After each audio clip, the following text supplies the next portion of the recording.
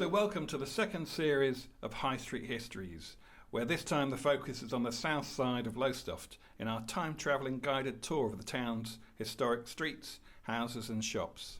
I'm Dean Parkin. And I'm Ivan Bunn. So where are we going next? We're moving south again, down London Road South. Yeah. It takes us to this view. The building that you can see, which is part of Gage's extreme left, that's number 89 London Road South. I particularly numbered that because when we come to our next picture, you can see how much this has changed in 100 years. Because that's a real familiar view to someone who drives a car. Yes. That's where you waited for many years. And what you've got here are the remains, as we shall see, of some very, very grand houses that were erected in the 1870s. So let's go to that next picture you were talking about. Wow. Number 89, I've established, is the one that's indicated on there. And you can see the terrace that it's part of, certainly in the early 1880s, was known as Elizabeth Terrace. And further down, you can see the now disappeared St John's Church and Pier Terrace in the extreme background. The next terrace down from Elizabeth was known as Alexandra Terrace. Certainly all of the buildings here were standing in the early 1880s. Right. If you go to the census, you find these are for the middling classes. Yeah. We've got lawyers and doctors and living there. So thinking about the year when this photo was taken, we have the clue from the clock in St John's Church, and that was installed in 1888. Yeah, just remind me when we built trams. 1903. 1903. Yeah. So there's no tram line. So this photograph was taken between 1888 and 1903. Yeah. We're moving down the road now to just before the bridge. We're looking north, right up London Road South, Pier Terrace on the right, and there's St John's Church. So it was built in the early 1850s. That was dedicated in July 1854 and at a cost of £5,500. John Louth Clements, who was one of Peter's architects, designed it. And like the last picture, no tram tracks or clock on St John's. So this photo was probably taken in the 1890s. Yeah, I should think so. So here's St John's Church towards the end of its days in the 1970s. Yeah. St John's Church was always a focal point for South Lowestoft, wasn't it? Yeah. And the older generation remember that church really fondly and are always sad about its demise. Yes. It was the one you'd pass on the way to town. It's the highest building in Lowestoft for many years, and you could see the spire all over town. Yeah. But by the 1970s, the church had deteriorated. But the story of why it was demolished wasn't straightforward, was it? It wasn't. Certainly, it was demolished in 1978.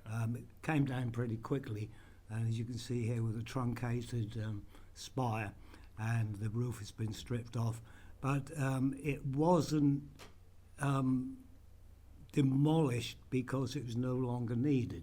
It was demolished simply because the stonework that was used was very low quality stonework.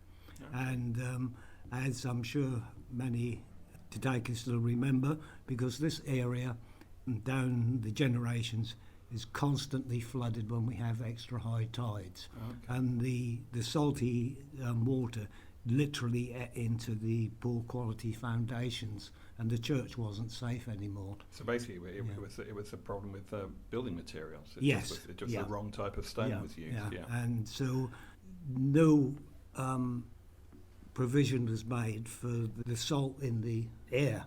And if you look at the two Triton statues that are on the seafront, designed by John Thomas, the famous Victorian sculptor and architect, they're made of the same quality stone, and they are incredibly weather-worn now. St John's Church would have really been a ruin, wouldn't it, if they'd left it up there? Yeah. Yes. Yeah.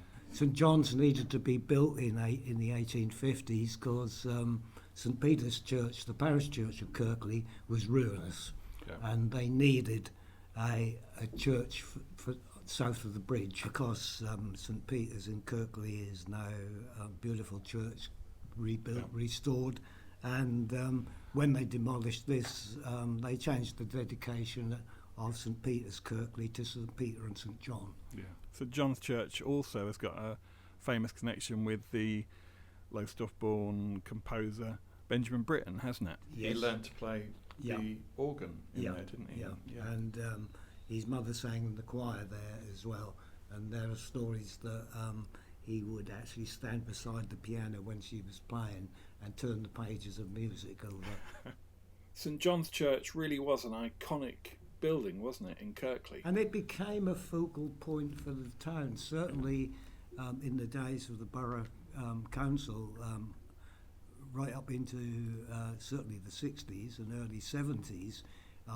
On Remembrance Sunday, Armistice Day, at the Cenotaph on Royal Plain, the mayor and gentlemen of the council in all their robes and finery would walk down to the Cenotaph with the bands of the Territorial Army, the Army Cadets, a great concourse of people, and immediately after the end of the service at the Cenotaph, everybody would then, including all the servicemen, the mayor and aldermen, councillors, they would all then go to a service in St John's Church. Being the tallest building for quite a long while in the town, it always pokes up in the back. That spire always turns on the back of the photos. Of course, now we've got Gulliver wind turbine. We've also got the St Peter's Court flaps, which is for a little bit soon to disappear. But there's always these landmarks you can see from a long way away. And I think it was part of the grandness of South Lowestoft, where you had the hotel, the Palace Cinema, the Royal Yacht Club, and you had St John's Church. Yeah.